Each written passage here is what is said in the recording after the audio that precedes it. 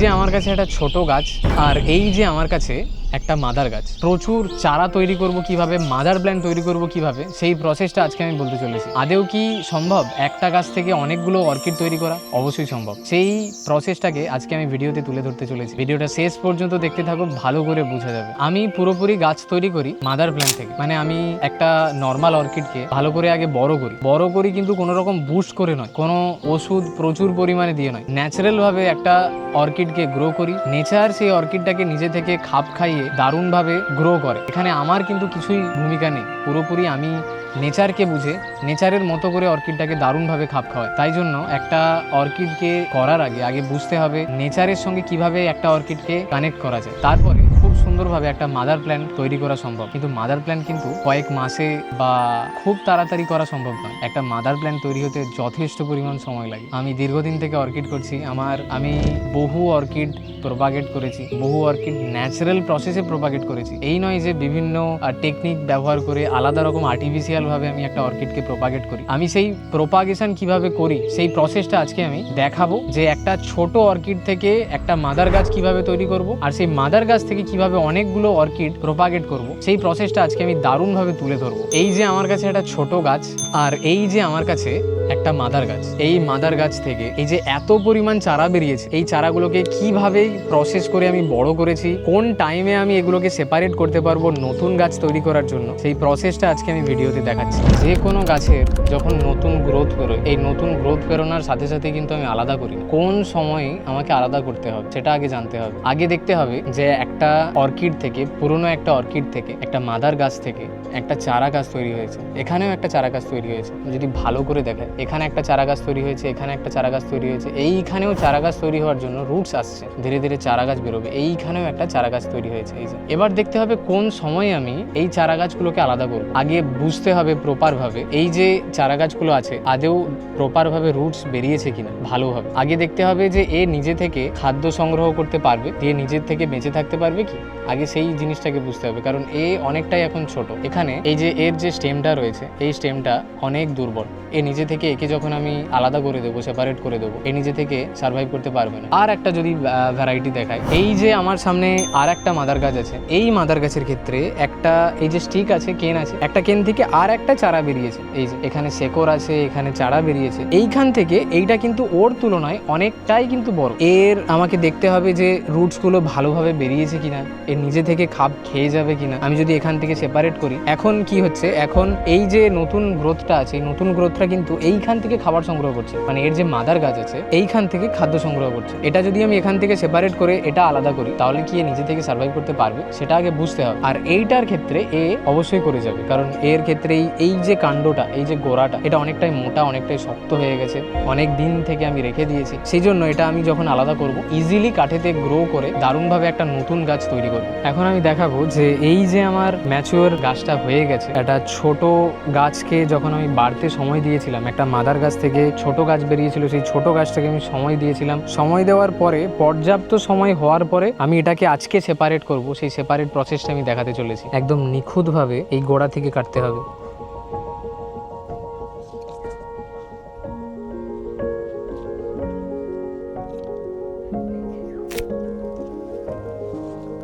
এই যে আমি এই মাদার গাছটা থেকে আমি এই গাছটাকে সেপারেট করলাম, এটা পর্যাপ্ত বয়স হওয়ার পরেই কিন্তু আমি সেপারেট করেছি।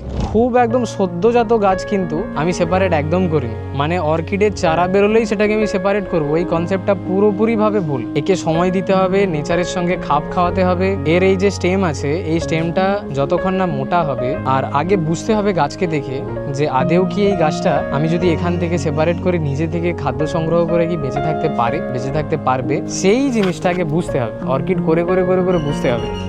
চলো এটা আমি কাঠে একটা সেট করি। আমার কাছে একটা কাঠ আছে, এই যে আমার কাছে একটা কাঠ আছে। নর্মালভাবে আমি আমার ডিজাইনে কাঠটাকে কেটে রেখেছি। আমার সামনে যে আমার হাতে যে কাঠটা আছে, এই কাঠটাতে কীভাবে বসাবো এটা অনেকেই ভুল করে। অনেকেই এই রকমভাবে লাগানোর চেষ্টা করে। আমি বলবো এরকমভাবে লাগালে ধীরে ধীরে ধীরে ধীরে বেঁকে না এই দিকেই উপরে উঠতে থাকে।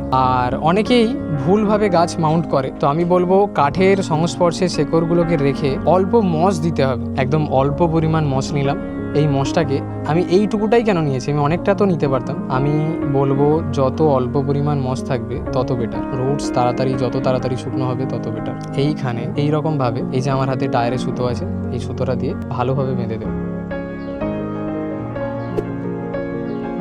আমার মাউন্ট করা কমপ্লিট। আর যদি এটা খুব লোল হয়ে যায়, এখানে আমি স্ট্যাপলার করে দেবো। এখানে যখন আমি স্ট্যাপলার করে দেবো তখন আমার গাছটা যদি আমি নাড়াই তাহলেও কিচ্ছু হবে না। আর কিছুদিন পরে এই যে রুটসগুলো আছে না, এই রুটসগুলো, এই সবুজ সবুজ রুটসগুলো বেরোচ্ছে, ছোটো ছোটো ছোটো ছোটো রুটসগুলো সবুজ হয়ে বেরোচ্ছে। এই রুটসগুলো তখন ধীরে ধীরে ধীরে ধীরে কাঠের সংস্পর্শে এসে প্রপারভাবে ধরে নেবে। তো আমি একটা কথাই বলবো, গাছকে বুঝতে হবে, গাছকে বুঝে একটা বড় মাদার গাছকে আগে তৈরি করতে হবে। প্রপারভাবে ন্যাচারাল প্রসেসে আমি কিন্তু করি, আমি কিন্তু আলাদা রকমভাবে করি না। তারপরে সময় নিয়ে গাছটাকে বড় করার পরে যখন ছোট ছোট চারা তৈরি হবে, চারাটাকে বড় হতে দিতে হবে ন্যাচারাল প্রসেসে, বিনা কেমিক্যালে। আমি যেহেতু করি, আমি সবাইকে সাজেস্ট করব কেমিক্যাল ছাড়া।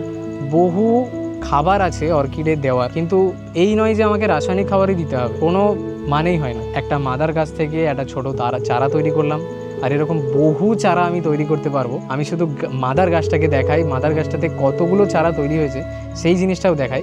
আর একটা ছোট্ট জিনিস দেখাই, আমি বহুদিন আগে আমি একটা ছোট্ট গাছকে আমি কাঠেতে সেট করেছিলাম। এই যে আমার কাছে যে গাছটা আছে, এটা একটা ডেনড্রোবিয়াম ফিমব্রিয়েটামের একটা গাছ। এই গাছটাকে আমি যখন কাঠে মাউন্ট করেছিলাম তখন কিছুই ছিল না, না নতুন চারা ছিল, শুধু এই স্টিকগুলো ছিল। এখানের মধ্যে আমি আরও একটা জিনিস দেখাই, এটা নষ্ট হয়ে গেছে।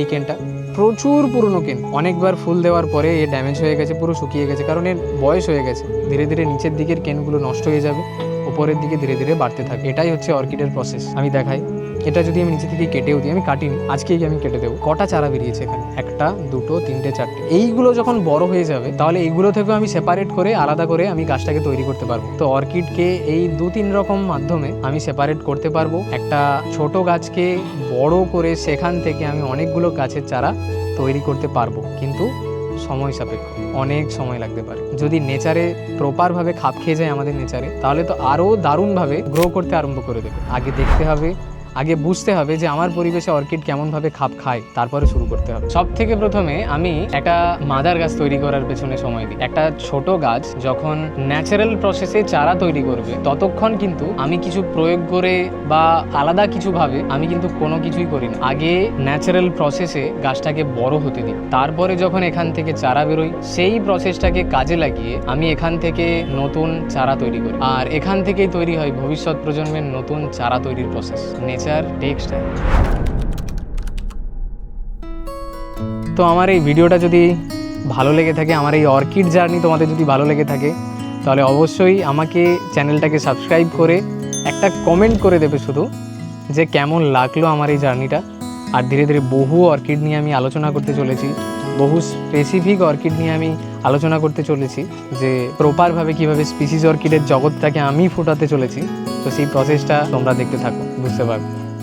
চলো, এরকম বহু অর্কিড আছে যেগুলো আমি চারা তৈরি করি, এরকম বহু অর্কিড আছে যেগুলোকে আমি আলাদাভাবে সেপারেট করে বসাই, সেগুলো থেকে ছোট ছোট চারা যেগুলো তৈরি হতে থাকে সেগুলোকে বাড়তে দিই ন্যাচারাল প্রসেসে। বাড়ার পরে সময় বুঝে তারপরে সেখান থেকে সেপারেট করি।